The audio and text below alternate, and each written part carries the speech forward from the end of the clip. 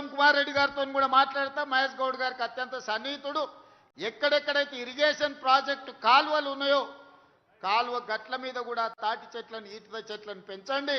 నీళ్లు ఉంటాయి. సారవంతమైన కళ్ళు, కల్తీ లేని కళ్ళు అందించడానికి, ఈత కళ్ళు తాటి కళ్ళు అందించడానికి అవకాశం ఉంటుంది. నల్గొండ జిల్లాలో రాజకీయాలలో సోదరులు కీలకమైన పాత్ర పోషిస్తారు. అందుకే ఉత్తమ్ కుమార్ రెడ్డి గారు కూడా ఈ వేదిక మీద నుంచి నేను విజ్ఞప్తి చేస్తున్నా. ఎక్కడెక్కడైతే మన సాగునీటి ప్రాజెక్టులు ఉన్నాయో, మన కాలువలు ఉన్నాయో, కాలువల గట్లెంబడి తాటి చెట్లు ఈత చెట్లు నాటితే ఎవరితోని పంచాయతీ ఉండదు. మా సోదరులు వృత్తిని, కుల వృత్తిని కొనసాగించడానికి ఉపయోగపడతాయి.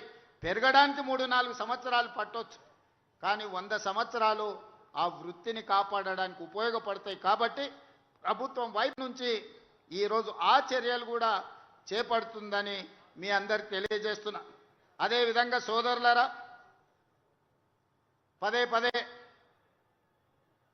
గతంలో 10 సంవత్సరాలు ఏలిన వాళ్ళు ఈ ప్రభుత్వం గురించి, ప్రజా పాలన గురించి, వాళ్ళ దగ్గర ఉన్న అక్రమ సంపాదనతో మీడియాలో కావచ్చు, సోషల్ మీడియాలో కావచ్చు, కొన్ని తప్పుడు వార్తలను ప్రసారం చేస్తున్నారు. నేను మీకు గుర్తు చేయదలుచుకున్నా, ఆనాటి ప్రభుత్వం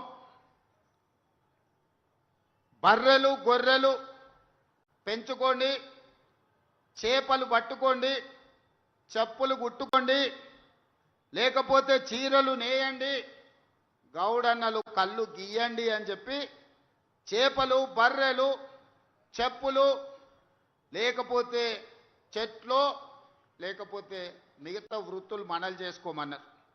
ప్రభుత్వం వీటికే మనల్ని ప్రోత్సహించింది ఆనాడు. రాజ్యాలు మాత్రం మనము బర్రెలు గొర్రెలు పెంచుకొని, చేపలు పట్టుకొని, చెప్పులు గుట్టుకొని, చెట్లు గీసుకుంటుంటే మనమందరం ఏం పని చేస్తే వాళ్ళ పిల్లలు రాజ్యాలు వెళ్తారని ఆనాటి ప్రభుత్వం చెప్పింది. నేనేమన్నా, అయ్యా ఇది ఎవరో దయాదాక్షిణ్యాలతో వచ్చిన వృత్తి కాదు, తరతరాలుగా మా సోదరులకు అంది వచ్చిన కుల వృత్తి. వాళ్ళ తండ్రులు, తాతలు, ముత్తాతలు 10 తరాల నుంచి ఈ వృత్తితోనే జీవనం సాగించిండ్రు, పిల్లలను చదివించుకున్నారు. వాళ్ళు ఉస్మానియా, కాకతీయ యూనివర్సిటీలకు ఈ గౌడన్నలను, ఈ యాదవ్ సోదరులను, ముదిరాజు బిడ్డలను, దళిత బిడ్డలను ఈరోజు పంపిస్తే పీజీలు, పిహెచ్డీలు చదివి డాక్టర్లు, లాయర్లుగా రాణించి ఐఏఎస్, ఐపీఎస్లుగా పాస్ అయి ఈరోజు తెలంగాణ పునర్నిర్మాణంలో భాగస్వాములు కావాలనుకుంటున్నారు. వాళ్ళందరికీ మేలు జరగాలి, దానికోసం మా ప్రభుత్వం ఉంటుందని నేను చెప్పిన. ఇవాళ కూడా నేను చెప్తున్న మా గౌడనలతో, కొన్నిసార్లు మన తలరాతను మనం మార్చుకోలేం, మన పిల్లల తలరాత మనం మార్చవచ్చు. మనము తెలుసో తెలియకనో, చదువొచ్చో రాకనో, మనకు వసతి లేకనో, ఆనాడు చదవాలన్న ఆకాంక్ష ఉన్నా తల్లిదండ్రుల పేదరికం వల్ల చాలామంది గౌడ సోదరులు నల్గొండ, మహబూబ్నగర్ జిల్లాలల్లో కుల వృత్తికే అంకితం అయిపోయిండ్రు. ఊర్లల్లో బర్రెల కాడికి గాసం పోయిండ్రు. కానీ ఇవాళ చైతన్యం వచ్చింది. ఇవాళ చదువుకుంటున్న మా మిత్రుడు మధు యాస్కి గౌడ్ ఇక్కడనే ఉన్నాడు. మదన్న అమెరికాకు పోయి పెద్ద ఎత్తున ఒక న్యాయవాదిగా రాణించి ఈరోజు అమెరికా నుంచి వెనక్కి వచ్చి పార్లమెంట్ సభ్యుడయ్యిండు. ఎందుకంటే చదువుకోవడం వల్ల అయింది. చదువుకోవడం వల్లనే మధు యాస్కి గౌడ్ వందలాది వేలాది మందికి అమెరికాలో వీసాలు ఇప్పించగలిగాడు. ఎంతో మందికి తెలియని వాళ్ళకి అమెరికా పోయి దిక్కుదోచకుంటుంటే అమెరికాలో వాళ్ళకి దారి చూపించాడు. ఎందుకయ్యా అంటే చదువుకున్నాడు కాబట్టి చేయగలిగాడు. అందుకే మిత్రులారా, కుల వృత్తిని కొనసాగించండి, కుల వృత్తిని గౌరవించండి, పిల్లలను మాత్రం బడికి పంపండి, పిల్లలను చదివించండి. నర్సరీ నుంచి 12th క్లాస్ వరకు క్వాలిటీ ఎడ్యుకేషన్, న్యూట్రిషన్ ఫుడ్ ఇచ్చే బాధ్యత రాష్ట్ర ప్రభుత్వం తీసుకుంటుంది. ఎన్ని వందల కోట్లు ఖర్చైనా మా బట్టి విక్రమార్క గారు వెనుకడుగు వేయకుండా గ్రీన్ ఛానల్లో మీకు డబ్బులు ఇస్తాడు. ఒకప్పుడు నర్సరీ, ఎల్కేజీ, యూకేజీ లేదు, కొద్దిగాక తిన్నా వామిటింగ్ చేసుకునే పరిస్థితి. ఈరోజు highest quality, the best fine rice ఈరోజు నేను, మా బట్టి గారు మా మహేష్ గౌడ్ గారు మా పొన్నం ఏ సన్న బియ్యం తింటున్నామో ఈరోజు ప్రభుత్వ పాఠశాలల్లో ఆ సన్న బియ్యమే పిల్లలకు ఈరోజు అన్నం పెట్టిస్తున్నాం. ఒకరోజు ఇడ్లీ, ఒకరోజు పూరి, ఒకరోజు వడ, ఒకరోజు దోశ, ప్రతిరోజు ఒక్కొక్క రకం ఈరోజు బ్రేక్ఫాస్ట్ పెట్టిస్తున్నాం. ఒకరోజు పాలు, ఇంకొక రోజు రాగి జావా పిల్లలకి ఇస్తున్నాం.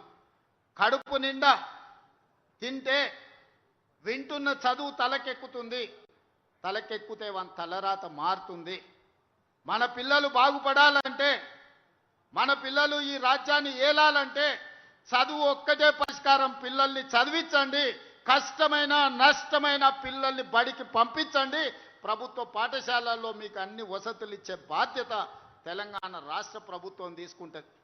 నర్సరీ నుంచి 12th వరకు ఎడ్యుకేషన్, 12th తర్వాత స్కిల్, సాంకేతిక నైపుణ్యం.